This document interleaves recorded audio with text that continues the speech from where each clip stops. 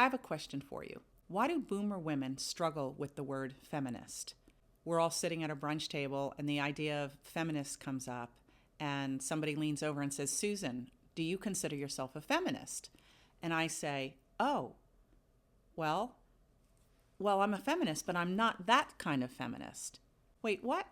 What does that even mean? So I just wrote a piece about this because I had to do some real reflection on what that means and why I answer like that. I think I've gotten to the bottom of it. So I grew up in the shadow of the silent generation, and my mom didn't have the economic or educational opportunities than I did. She was a stay-at-home mom.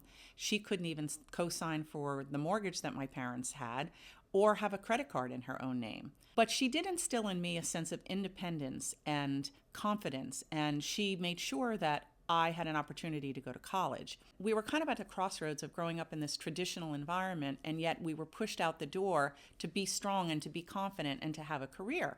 And we were told in the late 70s and the early 80s, like, go for it, you can have it all. And I believed that, and that's what I was striving for. So I got married, I had kids, I had a strong career going, and I thought, wow, this is amazing, and this is what feminism is. And then feminism, as we got through the 80s a little bit more, it started to take like a little bit of a different turn, and feminism got loud, it got angry. A lot of feminists became bitter and became man-hating, and that's when for me it got confusing because I felt like, well, I'm not that kind of feminist because I'm happily married. I don't hate men. And I've got my career and everything's going kind of fine along for me. And this is the life that I dreamed about. But for some women, that wasn't the case. And they were still out there fighting. And thank goodness they were still out there fighting for us because they achieved a lot more. And then we roll into the later waves of feminism now where the Generation X and Z have taken over.